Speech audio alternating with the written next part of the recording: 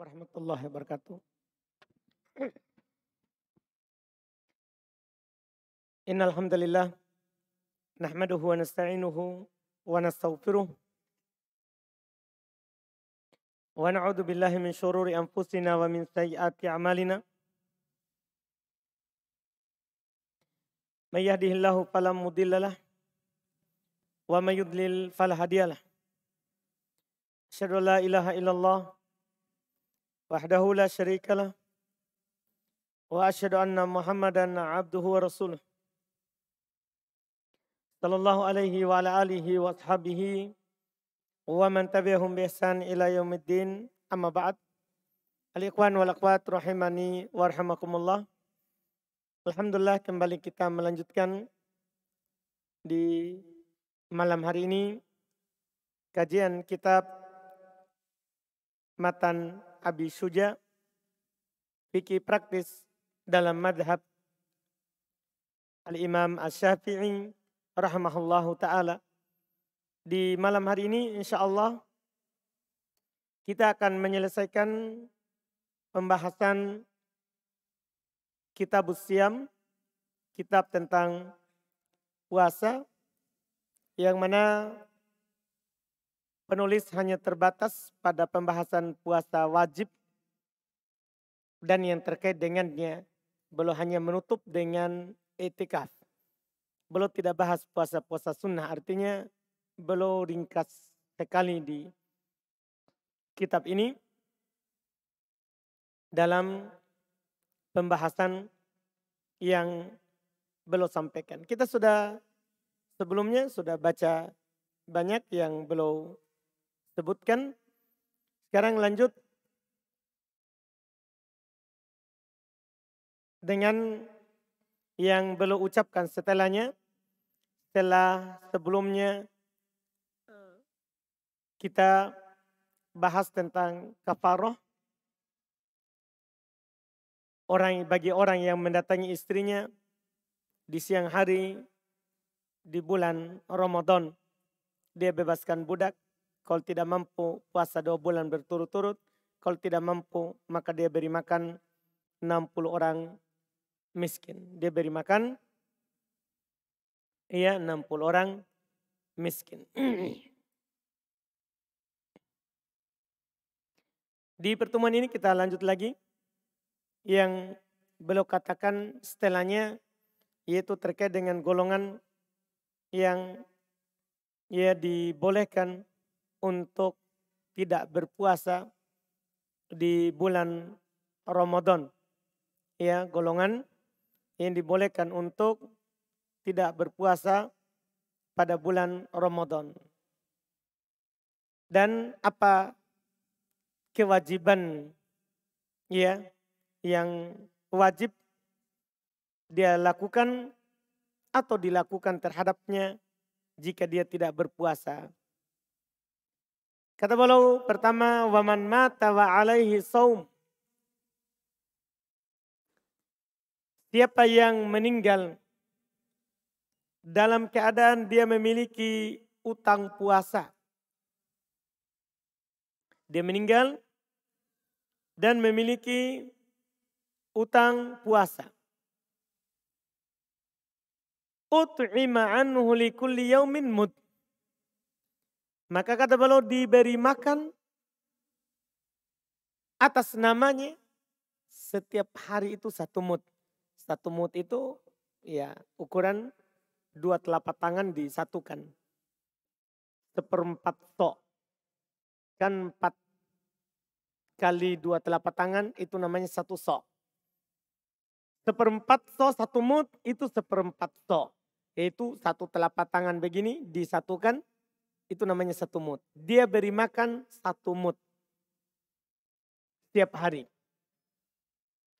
Apa yang beliau katakan ini Masya Allah, tentunya terlalu mutlak bahkan bagi orang Syafi'iyah sendiri. Karena dalam kitab buku-buku Syafi'iyah yang lebih luas lagi sedikit adalah mereka merinci tergantung dia meninggalnya gimana? Apakah karena sakit yang berketerusan sehingga dia tidak mampu mengqadha puasanya, atau dia tidak berpuasa sampai meninggal? Maka yang seperti ini kan tidak diberi makan. Ya, kata mereka, yang seperti ini diberi makan seperti yang dikatakan oleh penulis tadi.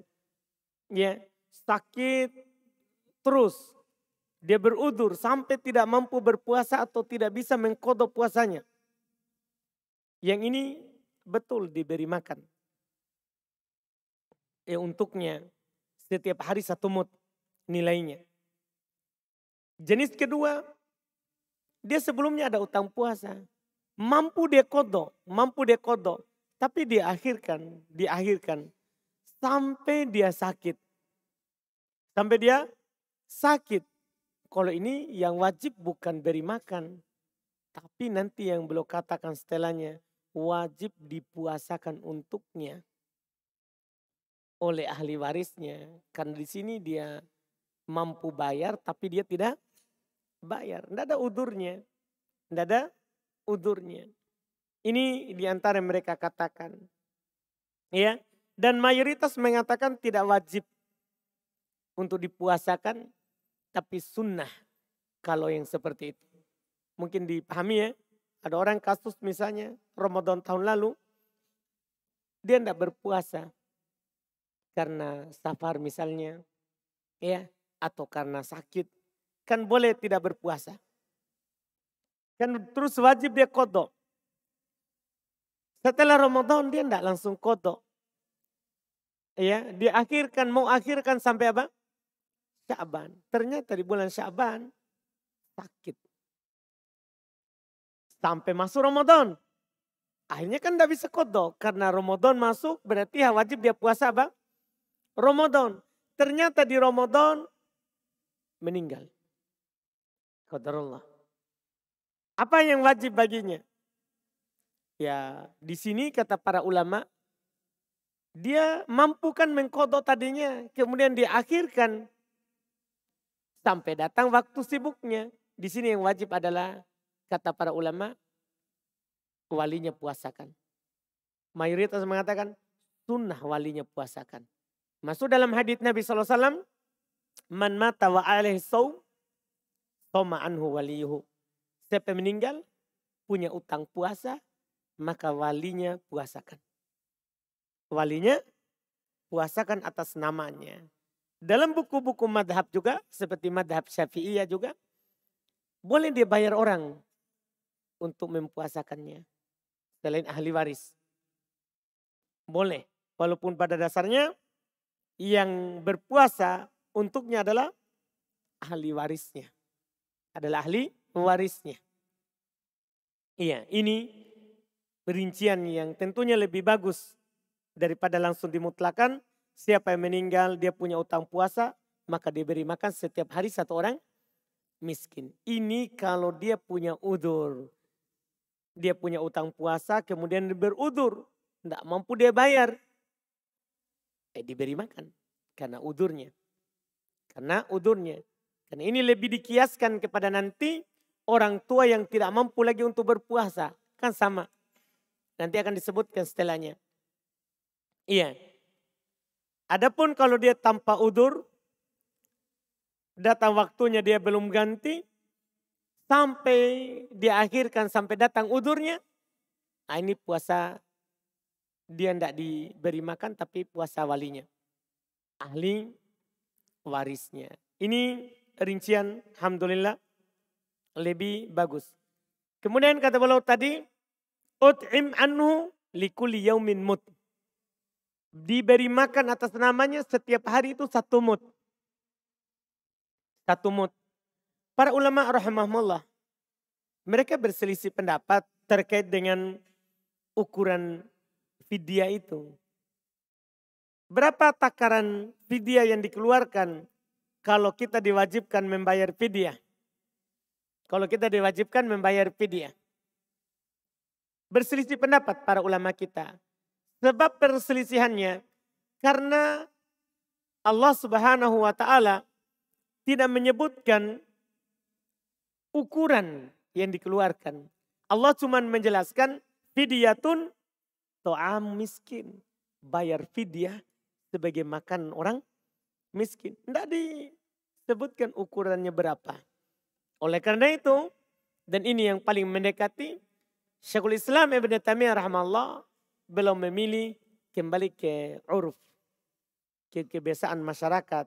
Ukuran makanan satu kali itu berapa? Kembali ke kebiasaan masyarakat. Walaupun yang dikatakan oleh penulis tadi itu satu mud, dua telapak tangan yang digabungkan itu ya sudah ukuran apa?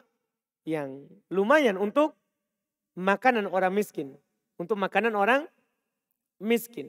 Cuman apa yang beliau katakan tadi, satu mud itu tidak ada dalil yang kuat. Tidak ada dalil yang mengatakan dia kasih makan satu mud begitu. Tidak ada. Iya. Ini yang beliau sebutkan. Dan satu mud ini atau tadi yang dikuatkan oleh Syekhul Islam Ibn Taimiyah, kasih makan seorang miskin berdasarkan uruf kebiasaan masyarakat, satu kali makan itu berapa? Mereka katakan itu kalau orangnya meninggal itu dikeluarkan dari harta warisannya. Sebelum dibagi itu warisannya dikeluarkan dulu untuk membayar utangnya. Termasuk utang fidyahnya, utang puasanya. Jadi dikeluarkan dari tarikahnya, harta warisannya. Ini yang disebutkan oleh para ulama rahimahumullah. Seperti yang disebutkan oleh Imam Asy-Syafi'i rahimahullahu ta'ala. Ya, beliau berkata annahu yukhraju min tarikatihi likulli yaumin mud. Ya, dikeluarkan dari harta peninggalannya untuk setiap hari satu mud. Jadi dari harta peninggalannya. Iya, kalau dia tidak punya harta, maka ini nanti dari harta ahli warisnya. Yang membayar adalah yang wajib menafkahinya. Yang wajib menafkahinya. Itu apakah kalau anak ya orang tuanya, kalau orang tua ya anaknya yang mengeluarkan hartanya untuk membayar utang bapaknya, untuk membayar utang bapaknya atau ibunya. Ini yang beliau katakan. Kemudian berikutnya lagi, wasyaikhul fani in ajaza anis saumi yuftiru wa yut'imu an kulli yaumin mudda. Syekh yang tua, orang tua maksudnya, yang tidak mampu lagi berpuasa, itu kalau dia tidak mampu untuk berpuasa, maka dia yuftir, boleh untuk dia tidak berpuasa. Wa yut'im an kulli yaumin mudda. Dan dia beri makan setiap hari satu mud. Pertama, sepakat para ulama rahimahumullah tidak ada silang pendapat. Orang yang tidak mampu untuk berpuasa, boleh baginya berbuka. Seperti orang tua, itu boleh berbuka. Boleh baginya untuk tidak berpuasa. Itu tidak ada silang pendapat. Apakah perempuan tua atau laki-laki tua. Yang tidak mampu lagi untuk berpuasa. Boleh baginya untuk tidak berpuasa. Terus yang kedua beliau katakan, wa yut'im an kulli yaumin mudda. Dia beri makan setiap hari satu mud. Artinya membayar fidyah. Membayar fidyah. Orang tua yang tidak mampu lagi berpuasa, dia bayar fidyah. Dia bayar fidyah. Setiap hari satu mud. Sama dengan tadi ini, karena belum sudah bilang tadi satu mud. Kita tadi sudah ambil pendapat Syekhul Islam Ibn Taimiyah, tergantung kebiasaan masyarakat untuk makanan seorang dalam sehari itu apa dan berapa. Dan berapa. Kita keluarkan setiap harinya. Dan karena ini sudah 2 kali diberi makan ini, kata beri makan ini, kata para ulama kita setiap hari di sini bukan harus bayar setiap hari. Ini cuman menjelaskan 1 hari 1 kali makan yang harus dia bayar. Boleh dibayar setiap hari, boleh juga dibayar setelah berlalu. Sudah berlalu misalnya 30 hari, dia langsung bayar 30. Boleh. Yang tidak boleh adalah dia bayar duluan sebelum lewat masanya. Misal ini sudah orang tua kan tidak berpuasa di bulan Ramadan. Langsung dia bayar dari awal, ini fidyahnya 30 hari. Tidak boleh. Karena tidak boleh mendahulukan kafaro sebelum datang sebabnya. Tidak boleh membayar fidyah sebelum datang sebabnya. Sebab dia fidyah kenapa? Kan karena dia tidak mampu berpuasa. Iya kan? Sekarang belum datang waktu puasanya. Dia sudah bayar. Tidak boleh. Tidak dibolehkan. Karena bisa saja dia tidak hidup sampai sempurna Ramadan. Kan tidak bisa. Iya. Ini semua yang seperti itu tidak bisa. Harus sudah berlalu. Paling sedikitnya, cepatnya adalah kita bayar setiap hari. Setiap orang berbuka, kita kasih buka puasa dengan niat fidyah. Dengan niat apa? Fidyah. Ini paling cepatnya. Dan boleh dikumpulkan setelah sudah lewat semuanya. Ini yang para ulama kita sebutkan dalam masalah membayar fidyah. Kemudian berikutnya, beliau sebutkan wal hamilu wal murdi'u in khafata ala anfusihima aftarata wa alaihima al-qada' wa in khafata ala waladayhima aftarata wa alaihima al-qada' wal kafaratu an kulli yaumin muddun. Ini berbicara tentang perempuan yang sedang hamil atau yang sedang menyusui. Kata bola al-hamil. Perempuan yang sedang hamil. Perempuan yang sedang hamil. Wal murdi' atau sedang menyusui. In khafata. Kalau dia khawatirkan jika dia berpuasa. Dia khawatirkan dirinya. Dirinya akan sakit. Karena sedang hamil. Atau sedang menyusui. Aftarota. Maka boleh keduanya berbuka. Tidak berpuasa.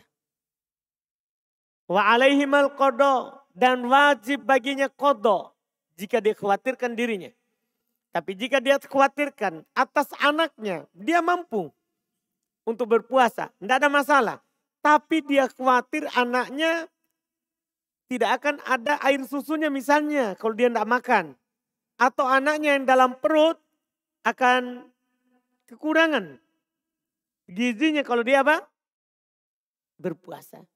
Maka di sini aftarota boleh keduanya tidak berpuasa wa alaihimal qada wal kafarah.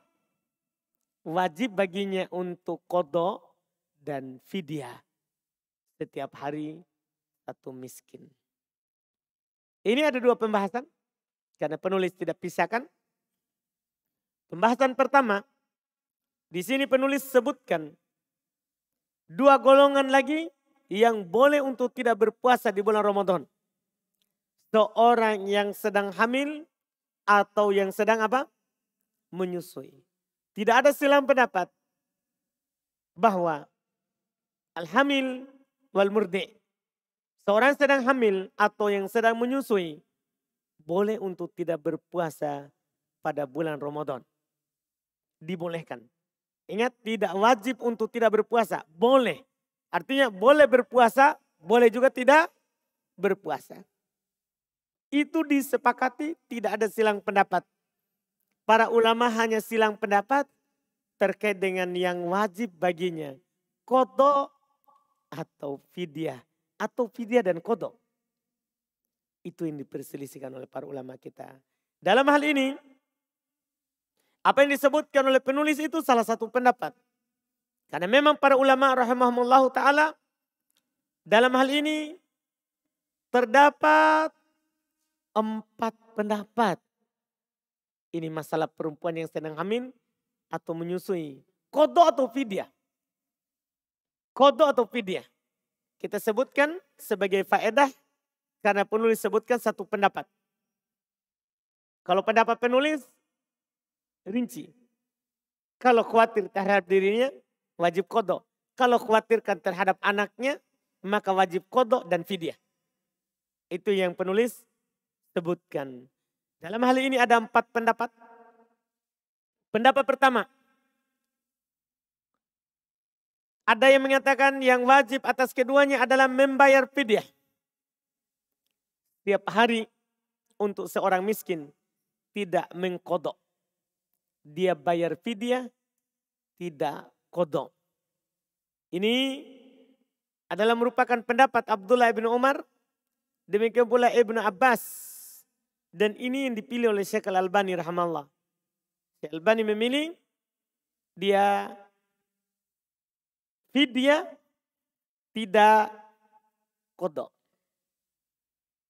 Pendapat kedua, perempuan yang hamil atau menyusui, dia mengqadha tidak bayar fidyah. Ini pendapat kedua lawan dari pendapat pertama. Kalau pertama fidyah tidak qadha. Kalau ini qadha tidak fidyah. Ini pendapat kedua. Pendapat kedua ini adalah merupakan madhabnya orang Malikiyah dan satu pendapat dalam fikih Syafi'iyah. Dalam fikih Syafi'iyah. Qadha tidak fidyah. Pendapat ketiga, ini tadi yang ada di buku. Jika si perempuan yang hamil atau menyusui mengkhawatirkan dirinya kalau berpuasa, maka boleh baginya untuk tidak berpuasa dan wajib qadha. Kalau khawatirkan dirinya yang dia khawatirkan, wajib qadha.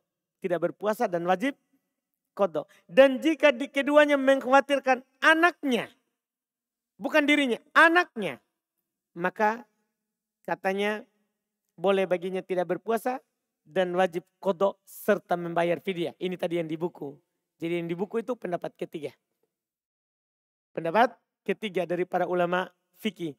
Pendapat yang keempat, wajib baginya qadha dan membayar fidyah. Sama saja. Bedanya pendapat ini dengan pendapat yang ketiga. Kalau ketiga kan rinci. Khawatirkan dirinya, qadha. Khawatirkan anaknya, qadha dan fidyah. Pendapat keempat, dia qadha dan fidyah. Sama saja. Dia khawatirkan dirinya atau khawatirkan anaknya. Paham kan? Saya ulang empat pendapat. Pertama, wajib fidyah tidak qadha. Kedua, wajib qadha tidak fidyah. Ketiga rinci. Kalau dia khawatirkan dirinya, qadha. Kalau dia khawatirkan anaknya, fidyah. Paham kan? Dan qadha. Kalau pendapat keempat, mutlak. Dia khawatirkan dirinya atau khawatirkan anaknya, qadha dan fidyah. Ini 4 pendapat. Ini adalah 4 pendapat. Iya. Dari 4 pendapat ini, mana yang kuat? Iya. Dari 4 pendapat ini, mana yang kuat? Iya. Yang disebutkan oleh para ulama rahimahumullah. Cara memilihnya di sini ada 2 bentuk. Ada kita pilih karena hati-hati. Ada kita pilih karena lebih kuat dalilnya. Kadang para ulama kita memilih karena ini lebih hati-hati. Ada para ulama kita memilih karena lebih kuat dalilnya. Iya. Di antara para ulama ada yang memilih karena hati-hati untuk hati-hati. Pendapat yang keempat. Apa tadi? Wajib qadha dan fidyah. Kan apapun pendapatnya, kan ada yang mengatakan qadha, ada yang mengatakan fidyah. Cuman ada yang merinci, ada yang mutlak. Tidak merinci. Ya sudah kita qadha, kita juga fidyah.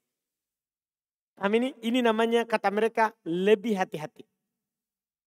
Ini kata mereka lebih hati-hati. Iya, karena kita akan keluar dari semua silang pendapat. Kalau kita kodo, kita amalkan yang mengatakan kodo. Kalau kita fidyah, kita amalkan juga pendapat yang mengatakan apa? Fidyah. Hanya saja pendapat ini dibantah juga oleh ulama lain. Kodo, kalau kodo kan berarti pasti tidak ada fidyah. Kalau kita bayar fidyah, fidyah ini kan untuk mengganti puasa. Paham kan?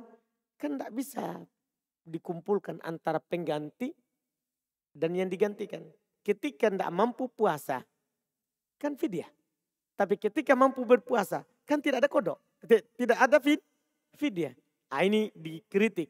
Seperti Syekh Taufik, waktu kita belajar di Yaman, ya, beliau katakan ini pendapat, ya, walaupun dalam bab hati-hati, cuman mengumpulkan sesuatu yang tidak bisa berkumpul.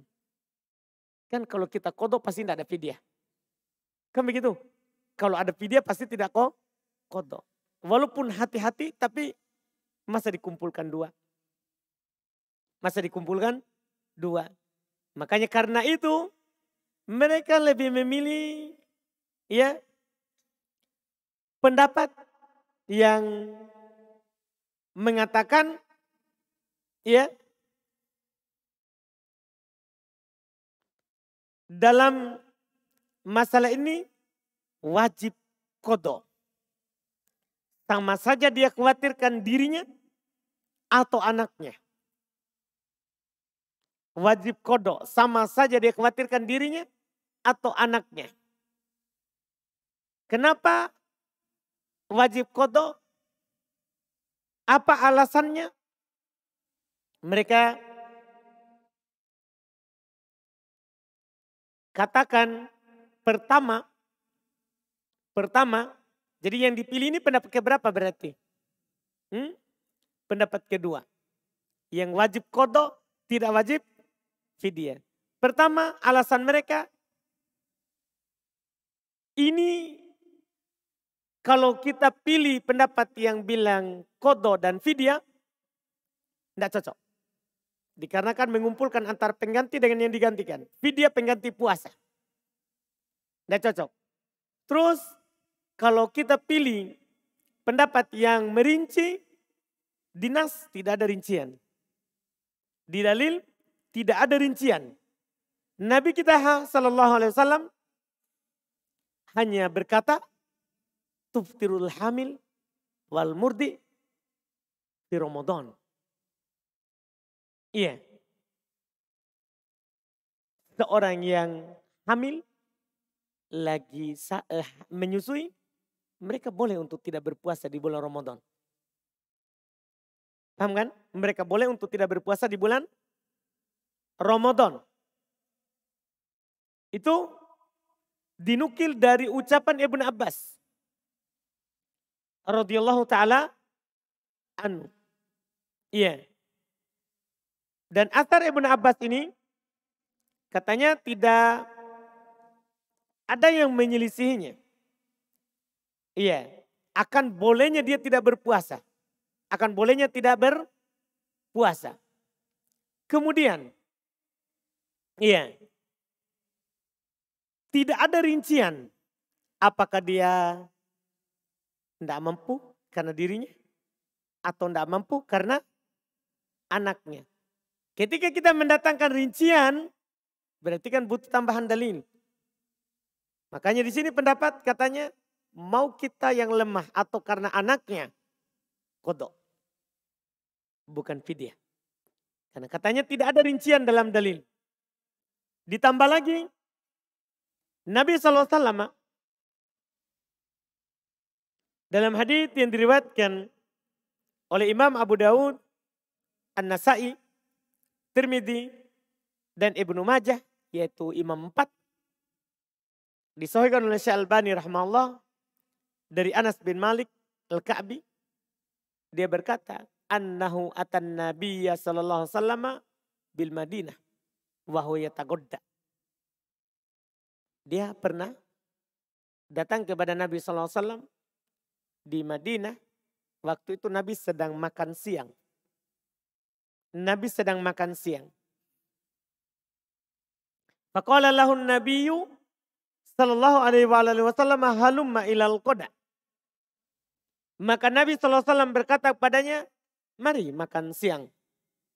Nabi mengajaknya makan. Dia berkata, ini so'im. Saya sedang berpuasa. Kan dia datang, safar ke Madinah. Ketemu Nabi pas Nabi sedang makan siang.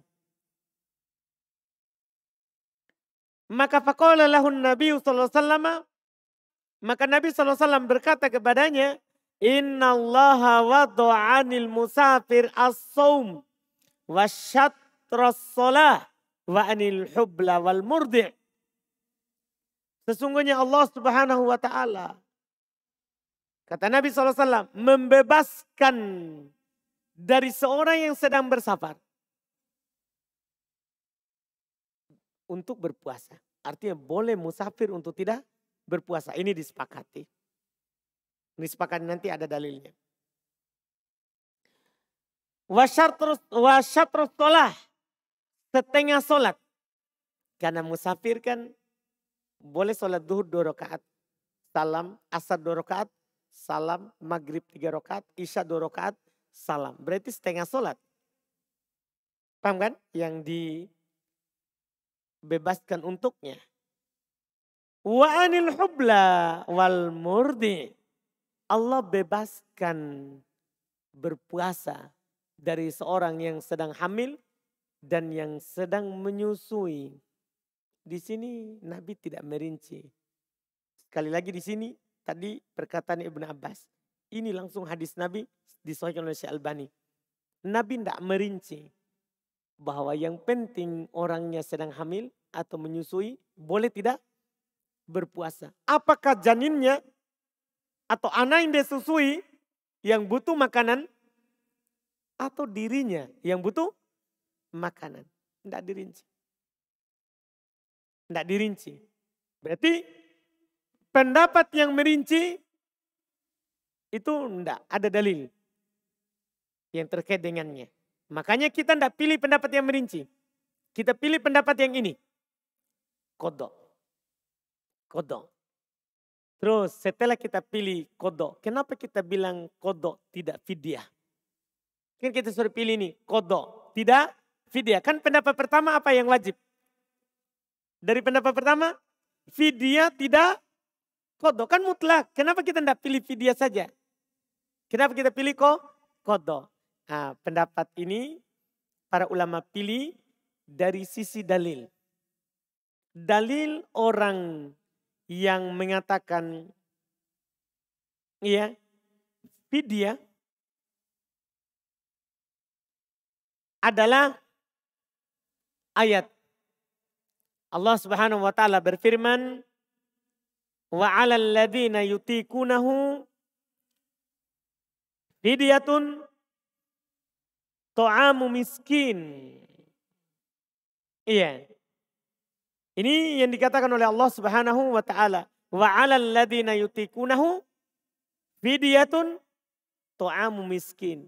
Atas orang yang tidak mampu untuk berpuasa, maka dia fidyah.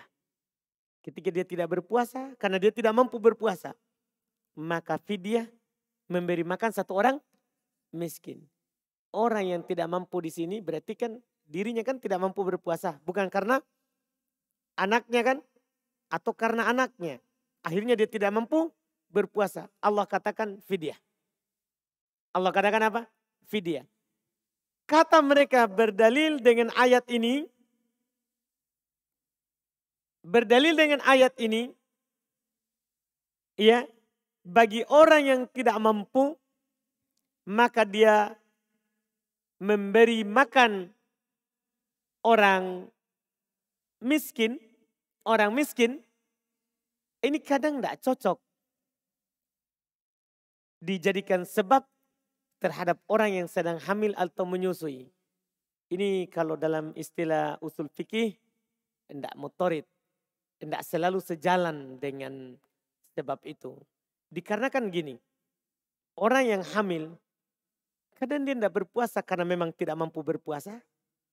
Kadang juga dia mampu untuk berpuasa, tapi dia khawatir akan lemah atau kurang air susunya. Berarti kan dia mampu tapi kurang air susunya. Kan begitu. Apalagi dia mampu sebenarnya tapi anaknya tidak mampu. Kan kadang begitu. Anaknya akan kekurangan ASI kalau dia berpuasa. Nah, ini tidak cocok dipraktekkan atau dikasih kaidah umum.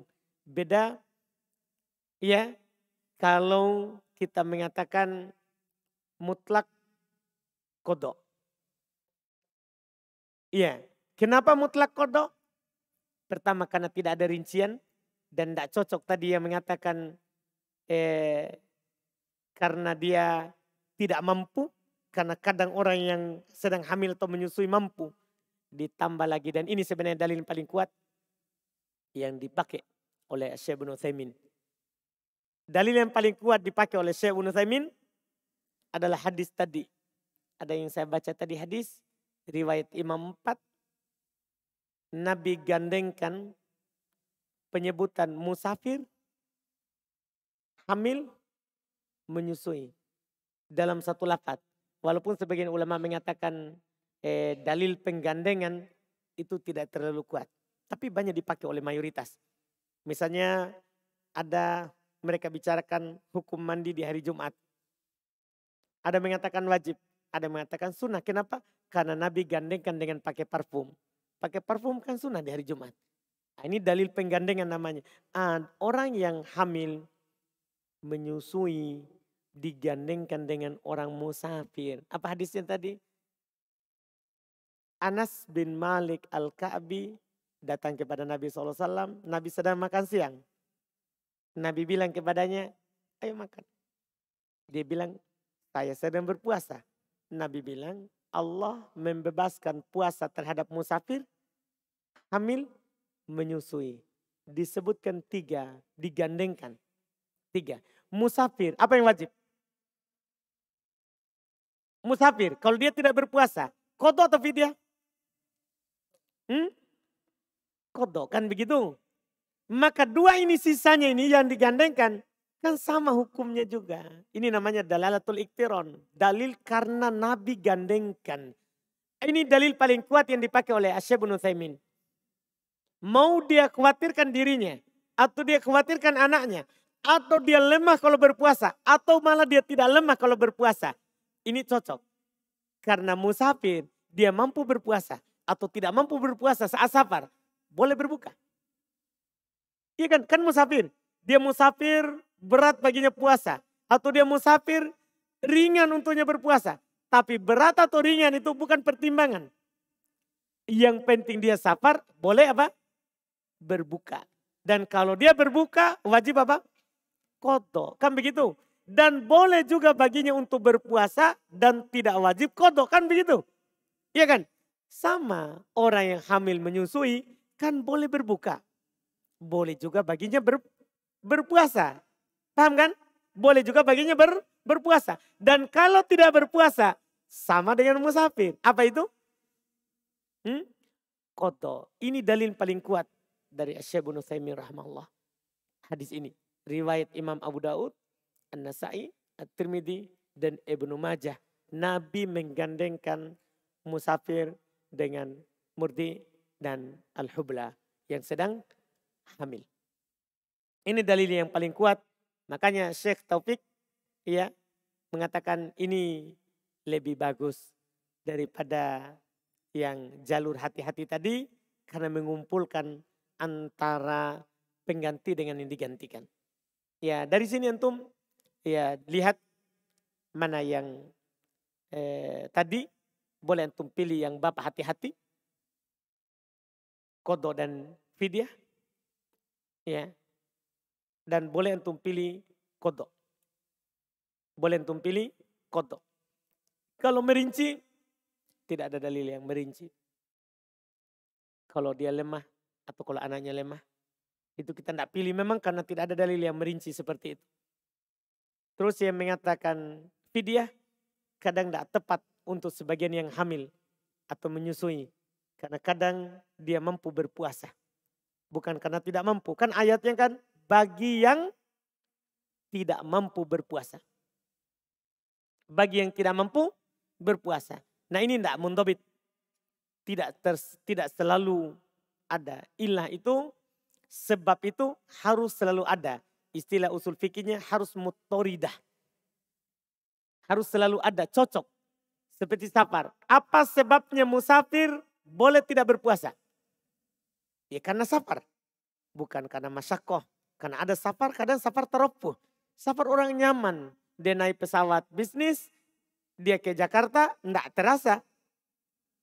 Ya, enggak terasa beratnya. Jadi enggak cocok kalau dibilang harus safarnya berat bagi yang berpuasa. Enggak cocok. Karena kadang ada safar tidak berat.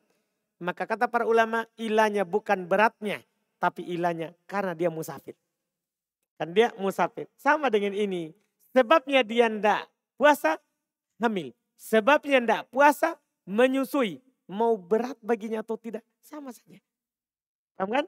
Sama saja. Ini diantara yang disebutkan dari apa yang diuraikan oleh para ulama kita. Dan di hadapan kita ini pendapat tadi merinci. Pendapat tadi yang merinci. Selesai kemudian setelah itu kata beliau rahimahullah wal marid. Tadi sudah kita singgung, orang sakit boleh untuk tidak berpuasa dan tentunya wajib qadha. Tidak ada silang pendapat kalau ini. Orang sakit wajib qadha dan boleh tidak berpuasa serta wajib qadha. Kecuali kata para ulama marad muzmin, sakit yang berkepanjangan, yang la yurja buruh, yang tidak diharapkan, yang tidak diharapkan lagi kesembuhannya. Ini baru. Kalau ada orang sakit, tidak diharapkan kesembuhannya, maka dia fidyah, tidak qadha. Kenapa? Karena mirip dengan al-kabir, mirip dengan orang tua. Kan namanya penyakit tua sudah tidak bisa lagi diharapkan dia akan kembali muda. Jelas mungkin? Ini asalnya musafir, boleh untuk tidak berpuasa. Terus yang wajib baginya apa? Qadha, bukan fidyah. Tapi kalau sakitnya sakit yang berkepanjangan, tidak diharapkan lagi kesembuhannya, maka di sini dia fidyah, tidak qadha. Dia fidyah tidak qadha. Ini disepakati, ya ini disepakati. Yang terakhir dari yang boleh untuk tidak berpuasa di bulan Ramadan, al-wal musafir. Musafir, safaron tawilan, safar yang panjang, yuftiron wa yaqudiyan. Ketika kedua orang ini yaitu orang sakit atau musafir berbuka yaitu tidak berpuasa, maka keduanya qadha. Ini jelas kalau ini digandengkan dalam ayat Allah Subhanahu wa taala berfirman, "Faman kana minkum maridun aw ala safarin fa iddatum min ayyamin ukhar." Min ayyamin ukhar. Siapa saja di antara kalian yang sakit atau dia safar sehingga dia tidak berpuasa, maka wajib dia ganti pada hari yang lain. Wajib dia ganti pada hari yang lain. Ini kata beliau. Selesai, kita selesaikan faslun pasal al-i'tikaf. Ini penutup pembahasan. Pasal tentang i'tikaf. Beliau berkata al-i'tikafu mustahabun. I'tikaf itu sunnah. Tidak wajib kecuali dia bernadar tentunya. Dia bernadar untuk i'tikaf. Ya wajib dia i'tikaf. Karena dia bernadar. Tapi hukum asal daripada i'tikaf adalah mustahabun.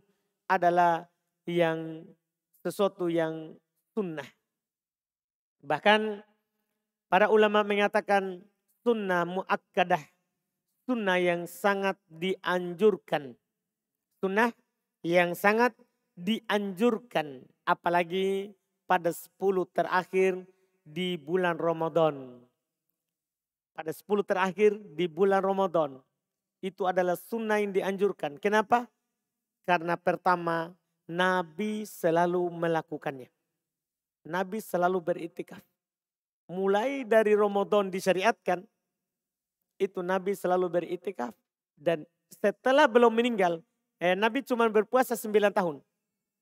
Nabi cuma berpuasa Ramadan 9 tahun saja.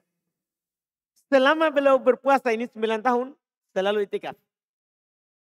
Selalu apa? Iktikaf. Setelah beliau meninggal, istri beliau beriktikaf. Istri beliau beriktikaf. Ini alasannya, makanya sunnah muakkadah, sunnah yang sangat dianjurkan beriktikaf di 10 terakhir di bulan Ramadan. Yang kedua, kenapa sunnah muakkadah? Karena di 10 terakhir di bulan Ramadan lah turun Lailatul Qadar. Kalau kita hanya mengejar harinya saja, kan belum tentu dapat. Tapi kalau kita beriktikaf 10, pasti dapat. Pasti dapat. Orang yang beriktikaf 10 hari Ramadan, pasti dapat Lailatul Qadar.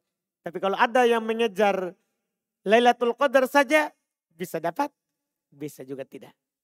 Bisa juga tidak. Karena bisa saja Lailatul Qadar itu di malam 21. Padahal sementara kita malam lain kita ke masjid. Atau malam 23, atau malam 25, atau 27, atau 29. Walaupun malam paling diharapkan adalah 27. Karena memang ada nas ya dari Nabi SAW yang mengisyaratkan hal tersebut.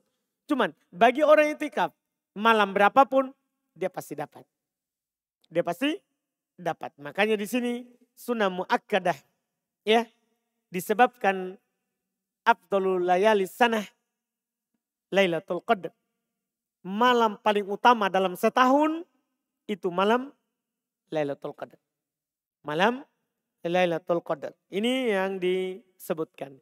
Kemudian beliau berkata walahu syarton. Untuk iktikaf itu punya 2 syarat. An-niyah yang pertama niat tentunya. Karena amalan tidak sah tanpa niat. Amalan tidak akan sah tanpa niat. Nabi SAW bersabda innamal amalu bin niyah. Amalan itu tergantung pada niatnya. Itu syarat pertama. Syarat kedua. Wal-lubthu fil masjidi. Tinggal di masjid. Karena iktikaf itu adalah di masjid.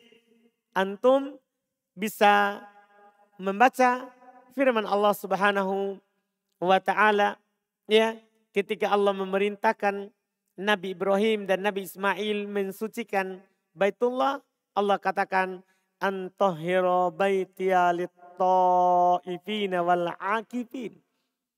Yaitu kalian berdua mensucikan baiti, rumahku Ka'bah, Masjidil Haram untuk orang-orang yang tawaf serta orang yang iktikaf. Ini di masjid. Iya, ini di masjid. Demikian pula firman Allah Subhanahu wa taala, wa antum akifuna fil masjid.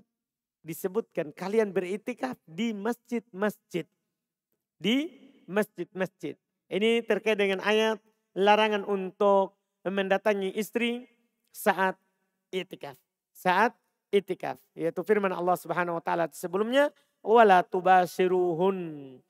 Jangan kalian mendatangi mereka istri.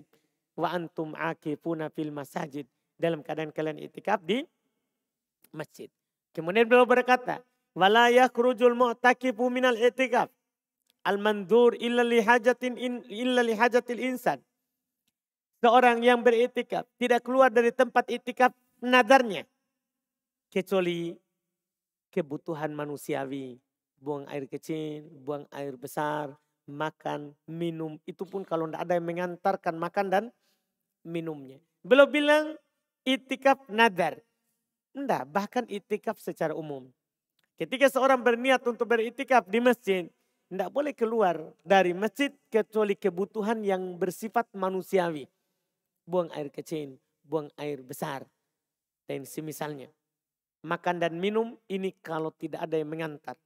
Kalau ada yang mengantar, maka tidak boleh juga keluar. Tidak boleh juga keluar. Makanya beliau bilang, illa lihajatil insan. Kecuali kebutuhan yang manusiawi.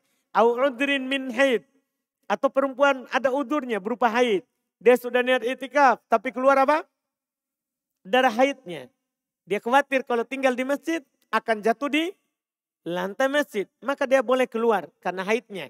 Au nifas atau nifas. Ini apalagi kan kalau nifas kan pasti kalau ada orang sedang hamil dia tiba-tiba mau melahirkan harus keluar. Harus apa? Keluar atau tadinya dia melahirkan terus dia mau itikaf. Nifas. Dia keluar tidak di masjid. Iya. Au marodin la yumkinul maqamu ma'ah. Masya Allah ini bagus juga disebutkan oleh penulis. Atau sakit yang tidak mungkin kita tinggal di masjid bersama sakit itu. Sakit itu mengharuskan kita dirawat dengan rawat khusus. Maka di sini boleh keluar. Boleh keluar. Terakhir beliau katakan wa yubtilul bil wat'in. Batal itu itikaf dengan watok, dengan mendatangi istri. Dengan mendatangi istri, apakah di malam Ramadan, apalagi di siang. Kalau di siang bukan hanya itikaf yang batal, puasa batal, wajib kafaroh. Kan begitu, ini berbicara di malam Ramadan. Ketika ada seorang mendatangi istrinya di malam itikaf, maka batal itikafnya. Jelas ayatnya tadi yang pernah saya baca tadi. Wa antum wala tubashiruhunna wa antum akifuna fil masajid. Jangan kalian menggauli mereka dalam keadaan kalian beritikaf di masjid. Dalam keadaan kalian beritikaf di masjid. Ini yang disebutkan pembahasannya di sini. Tentunya dia datangi istrinya dengan sengaja. Karena para ulama juga membahas kalau tidak sengaja. Dia hanya pulang kencing, pulang buang air besar. Dia lihat istrinya, lupa kalau dia sedang itikaf. Dia langsung gauli. Karena malam Ramadan, dia lupa. Walaupun ini susah karena lupa berjamaah. Masa dua orang lupa? Iya, ini susah. Tapi anggaplah terjadi. Kata para ulama rahimahumullah, itikafnya tidak batal. Itikafnya tidak batal. Atau yang saya tertarik di sini juga yang disebutkan oleh Syekh Taquddin Abu Bakar Asy-Syafi'i. Beliau berkata, au jama'a jahilan bitahrimihi. Atau dia datangi istrinya, dia itikaf. Dia datangi istrinya di malam hari saat malam-malam itikafnya. Cuman dia tidak tahu kalau mendatangi istri itu membatalkan itikaf. Dia tidak tahu itu. Dia belum belajar. Dia hanya ada orang itikaf. Dia semangat juga itikaf. Tidak tahu hukum-hukum itikaf yang membatalkan itikaf itu apa. Iya. Setelah itu dikasih tahu. Itikaf. Kalau orang itikaf tidak boleh datangi istri. Tapi dia sudah datangi di malam pertama. Atau malam kedua atau malam ketiga. Dari itikafnya. Maka tidak batal itikafnya karena dengan kebodohan itu. Karena kebodohannya yang dia ada padanya sebelumnya. Ini selesai alhamdulillah. Kitab tentang puasa. Ya, beliau tidak singgung sama sekali puasa sunnah. Beliau hanya fokus pada puasa wajib. Insya Allah kalau cepat selesai ini kitab nanti kita akan bahas lagi buku-buku yang lebih luas lagi daripada yang beliau sebutkan. Di sana nanti akan ada penyebutannya. Setelah itu insya Allah di pertemuan depan kita sudah masuk di Kitabul Hajj. Artinya ini adalah yang terakhir dari fikih ibadah. Sisa haji. Yang terakhir dari fikih ibadah. Insya Allah ini juga pendek pembahasannya. Mungkin kita akan selesaikan 2 kali atau 3 kali pertemuan insya Allah. Karena belum sebutkan pendek juga. Kita cukupkan dulu, kita adzan, baru kita lihat pertanyaannya masuk.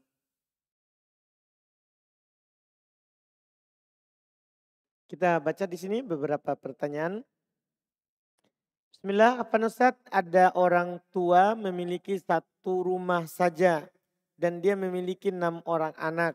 Sebelum meninggal dia cuma menunjuk 2 orang dari anaknya saja yang boleh memiliki rumah tersebut. Dan yang 4 orang sisanya tidak dapatkan harta. Apakah itu boleh Ustaz? Tidak boleh. Iya. Tidak dibolehkan kalau dalam hukum Islam. Ya, ketika ada dia tunjuk seperti itu, tidak dijalankan wasiatnya karena mendolimi anak yang lain. Mereka bagi berdasarkan Al-Quran. Kan tidak boleh kita taati makhluk kalau maksiat kepada Allah. warisan kan sudah dibagi. Sudah dibagi di Quran. Tidak boleh kita jalankan wasiat orang tua yang salah. Dan itulah caranya mencegah kesalahannya. Mencegah kesalahannya. Kita bagi secara syar'i. Dan itu pun kalau bukan warisan, anggaplah diberi saat hidup. Tidak boleh dia hanya beri 2 orang anaknya kalau memberi. Nabi SAW pernah di masa beliau, bapaknya Nu'man, itu Bashir. Ketika lahir Nu'man, dia memberikan sesuatu pada Nu'man.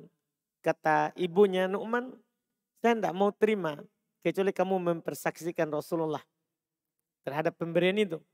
Maka dia pun pergi ke Rasulullah. Rasulullah malah bertanya kepadanya, apakah kamu berikan anakmu yang lain juga seperti itu? Itu masalah pemberian saat hidup. Apakah kamu berikan anak kamu yang lain juga seperti itu? Dia bilang tidak. Kalau begitu saya tidak mau bersaksi atas hal yang seperti itu. Karena masalah pemberian di saat hidup harus kita beri semua anak. Walaupun boleh tidak sama sesuai dengan masing-masing kebutuhannya. Tapi kalau satu orang diberi, yang lainnya harus diberi. Itu kalau pemberian saat hidup. Adapun warisan, maka Allah tidak wakilkan kepada kita pembagiannya. Allah wakilkan, Allah Subhanahu wa taala sendiri yang membaginya, Mana yang lebih utama saat puasa sunnah? Ada undangan makan siang di acara syukuran. Apakah saya menghadiri undangan dengan berbuka atau tetap berpuasa dan tidak menghindari undangan makan tersebut? Kalau undangannya cuma dimakan siang dan kita diundang, lebih utama kita kalau puasa sunnah kita hadir undangan. Karena itu wajib. Itu yang wajib. Hak muslim atas muslim yang lain kalau diundang dia jawab undangannya. Jadi dia hadir kalau memang tidak ada waktu lain kecuali itu. Kecuali itu, hanya diundang makan siang. Dia jawab undangannya, dia batalkan puasanya. Karena menghadiri undangan wajib, berpuasa hukumnya adalah apa? Sunnah. Itu kecuali dia puasa wajib, tidak boleh. Dia batalkan. Bolehkah itikaf di luar Ramadan? Boleh. Boleh itikaf di luar Ramadan. Hanya saja ya di Ramadan sunnah muakkadah. Di luar Ramadan boleh. Di luar Ramadan boleh.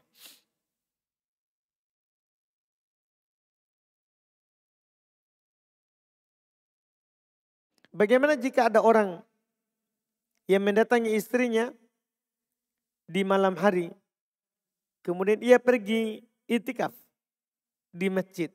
Apakah sah itikafnya? Kalau itikafnya dia niatnya 10 hari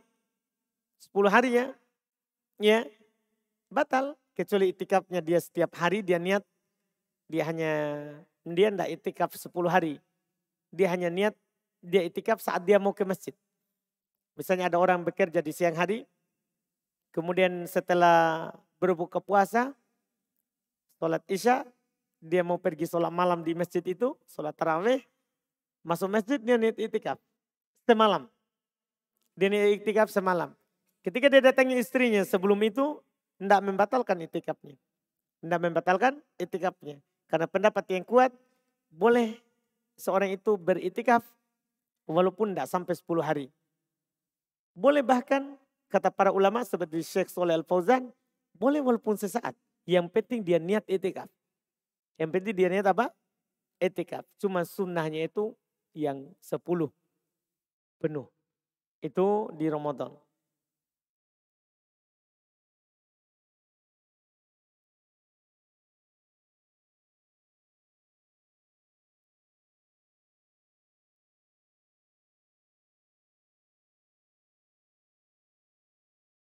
Apakah termasuk anak durhaka jika memberi hutang kepada orang tuanya? Orang tuanya tidak diberi hutang. Semua yang kita punya itu punya orang tua. Iya, kalau orang tua mau ambil, kita wajib kasih. Karena Nabi SAW katakan, anta wa maluk li abik. Kamu dan hartamu itu punya bapakmu. Masa orang tua dikasih utang? Nah itu punyanya. Iya kan? Apa yang kita punya itu punyanya orang tua kita. Apa yang kita punya itu punya orang tua kita. Masa diutangi? Tidak boleh. Ya, apakah termasuk durhaka atau tidak? Dalam hal tersebut, iya ditakutkan termasuk. Ditakutkan termasuk dari hal itu. Iya, karena itu tadi yang kita punya itu semua punya orang tua. Walaupun kita usaha sendiri, kita bekerja siang dan malam untuk mendapatkannya, tapi bisa nggak kita kerja kalau orang tua kita tidak nikah dengan ibu kita, kemudian dia tidak datangi, bisa nggak kita ada? Kita ini usahanya bapak sama ibu. Kita ini usahanya bapak sama ibu. Berarti kita dipunyanya karena usahanya.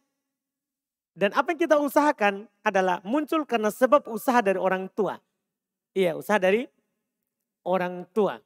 Pernah ada kejadian Syekh Imam Singkiti ditanya oleh seorang. Katanya orang tuanya langsung jual mobilnya. Dia tanya, apa hukumnya dia langsung jual mobil saya? Kan bukan dia punya. Syekh marah. Ya enggak pantas orang menanyakan hal itu. Iya, enggak pantas orang tanyakan. Ya mobilnya itu memang punya dia yang beli. Tapi dia dan mobilnya punya orang tuanya. Masa dia bertanya hukum orang tuanya menjual mobilnya dia? Enggak pantas orang tanyakan itu. Mau orang tuanya jual, mau orang tuanya pakai. Kan punyanya orang tuanya. Punyanya orang tuanya. Nah, itu yang harus dipahami. Iya. Bagaimana cara hitung hutang puasa? Bagaimana cara hitung hutang puasa anak sebelum hijrah? Di mana anak tidak tahu jumlah pastinya. Tidak usah dihitung. Taubat saja. Karena yang sebelum hijrah itu yang wajib bukan dikodok, tapi bertobat. Apa yang kita lakukan sebelum kita bodoh, sebelum kita dapat hidayah, yang wajib adalah tobat, bukan kodok. Yang wajib adalah tobat, bukan kodok. Wallahualam.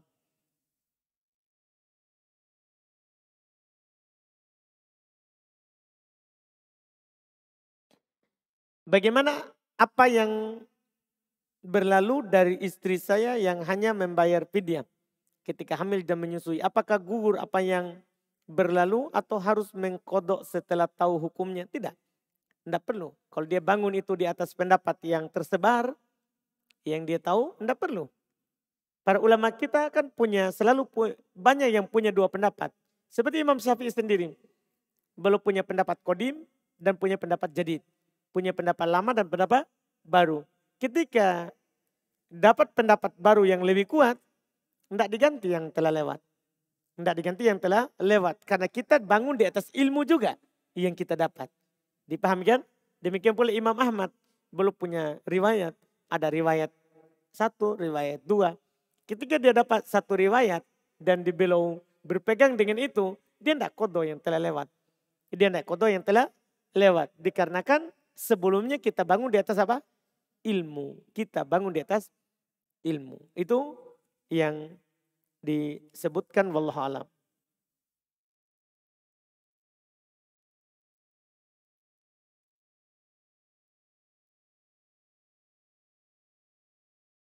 Bolehkah membayar fidyah sekaligus dalam sehari?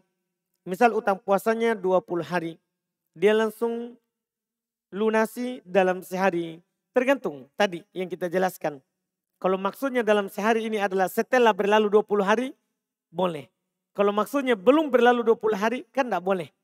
Tidak dibolehkan. Tapi nampak dari penanya bahwa ini sudah berlalu. Ini adalah sudah berlalu, wallahualam boleh dia langsung bayar 20 hari. Apabila orang tua, orang yang sudah tua dan sakit kesakitan, tidak mampu berpuasa, apakah wajib baginya membayar fidyah? Sementara juga tidak memiliki harta, ia hanya tinggal bersama keponakannya untuk kehidupan sehari-hari. Ya, kalau tidak mampu, tidak ada kewajiban. Kalau tidak mampu, ya. Dan kalau dia nanti suatu saat mampu, wajib. Misalnya tiba-tiba ada yang kan dia tidak mampu, kecuali kebutuhan sehari-hari. Berarti dia termasuk yang berhak menerima zakat fitri dan zakat harta. Ketika dikasih zakat harta, wajib dia bayar fidyah dengan zakat yang dibayarkan kepadanya. Dibayarkan kepadanya. Itu wallahu alam.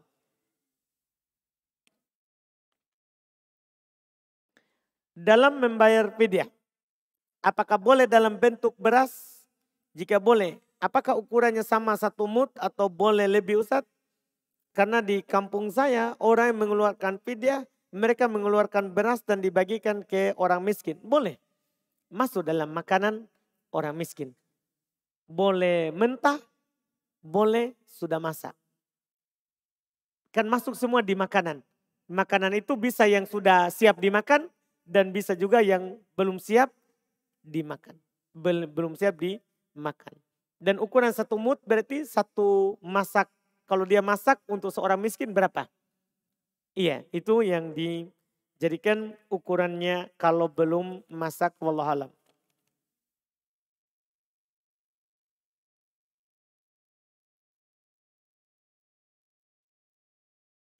Izin bertanya Ustadz, bagaimana hukumnya menjual kosmetik yang tidak ada izin edarnya dari pemerintah atau tidak ada BPOM-nya? Tanya pemerintah. Masa tanya saya? Izin tak sama pemerintah tapi tanya saya. Harus tanya pemerintah. Pak, boleh nggak saya jual walaupun belum keluar izinnya kita? Tanya pemerintah. Kalau dia bolehkan, boleh. Kalau dia tidak bolehkan, enggak boleh.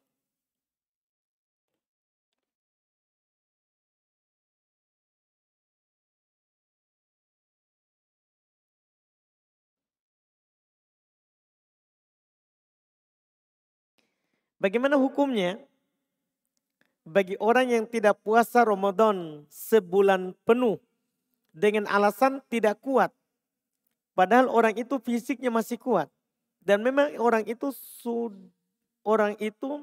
udah mungkin hampir lebih 20 tahun tidak sholat. Orang tersebut adalah kakak saya sendiri. Kalau ditanya agama, apa jawabannya? Ditanya agama, apa jawabannya masing-masing saja. Kalau tentang agama, masing-masing saja. Kalau dia tidak sholat, karena mengingkari kewajiban sholat, hukumnya kafir. Hukumnya kafir. Kalau dia tinggalkan karena malas dan terus menerus seperti ini sampai 20 tahun, juga hukumnya kafir. Hukumnya kafir. Iya. Apalagi sekarang dia lagi tinggalkan apa? Puasa. Iya. Kalau ditanya agama masing-masing saja. Cocomi nanti di hari kiamat juga masing-masing kita. Cuman kan di dunia ini ada namanya amar ma'ruf nahi mungkar. Kita butuh saling menasehati. Kita butuh saling menasehati, saling membantu dalam kebaikan.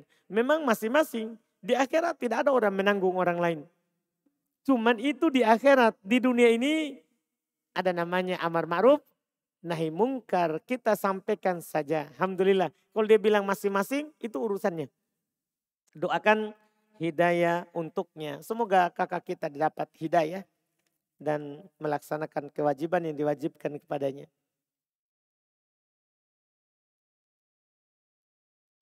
Izin bertanya Ustadz, apakah batal itikafnya apabila keluar itikaf untuk kerja? Maksudnya Ustadz hanya tinggal di masjid pada malam hari, pada saat pagi keluar untuk bekerja. Tergantung niatnya. Seorang itu kan boleh beritikaf, boleh niat itikaf bersyarat. Disebutkan oleh ulama kita, boleh seorang itu mau itikaf 10 hari di bulan Ramadan, tapi dia bersyarat. Maksudnya bersyarat itu seperti ini. Dia berniat masuk itikaf 10 hari di Ramadan, tapi keluar di siang hari untuk bekerja. Karena tidak ada izin libur. boleh dia bersyarat seperti itu dan sah itikafnya. Sah itikafnya. Ya, yang penting syaratnya kepada perkara yang mubah.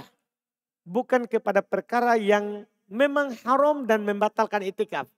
Seperti syarat, saya mau beritikaf 10 hari, tapi kalau saya mau mendatangi istri, saya keluar. Nah, ini batal, tidak boleh. Karena syarat seperti ini kan membatalkan apa? Itikaf. Kalau syaratnya itu seperti tadi, boleh. Boleh syaratnya, tidak masalah. Jadi kalau dia tahu seperti itu, dari awal dia bersyarat. Dia bersyarat itu yang disebutkan.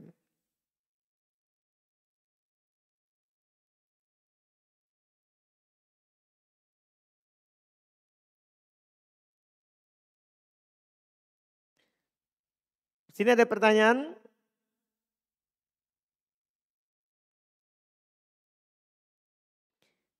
Pada saat itu dia tidak menyadari. Apa hukumnya gitu ya? Pada saat itu dia tidak menyadari bahwa dia sudah balik karena kurangnya ilmu. Jadi puasanya bolong-bolong. Tapi sekarang dia sudah sadar bahwa pada saat itu dia sudah balik. Apakah puasanya yang bolong-bolong harus dikodok atau harus dia membayar fidyah? Enggak. Tadi yang kita bilang wajib bertobat. Yang sebelumnya dia ya kita bolong-bolong karena kebodohan kita, wajib kita bertobat. Bukan mengkodok, bukan juga bayar fidyah. Bukan juga bayar fidyah. Apa hukumnya? Orang yang dengan sadar membatalkan puasanya, apakah dia harus mengkodok atau membayar fidyah? Karena tidak kuat dan khawatir akan sakit bila melanjutkan puasanya. Kenapa tidak kuat? Kalau karena sakit, iya, memang wajib kodok. Tidak wajib fidyah, wajib kodok. Iya, wajib kodok. Itu kalau sakit. Tapi kalau sengaja tidak ada sakit, para ulama berselisih pendapat tentang kodoknya. Sebagian ulama mengatakan ini lebih besar daripada kodok. Ini yang wajib baginya tobat, bukan kodok. Tentunya tidak wajib fidyah. Tidak wajib fidyah. Di sini perselisihannya dia kodok atau tobat. Sebagian ulama mengatakan tidak kodok. Yang wajib di sini tobat. Karena ini lebih besar daripada sekedar kodok. Karena tanpa udur. Ya, para ulama lain lagi mengatakan tobat dan kodok. Ini lebih hati-hati. Dia wajib tobat. Terus juga apa? Dia kodok. Ketika dia sengaja tanpa udur berbuka di siang hari di bulan Ramadan.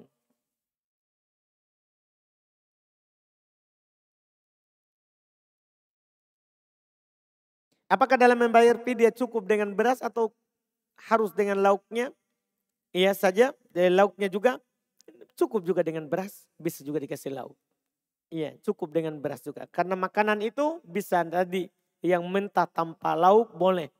Iya, boleh dibayar.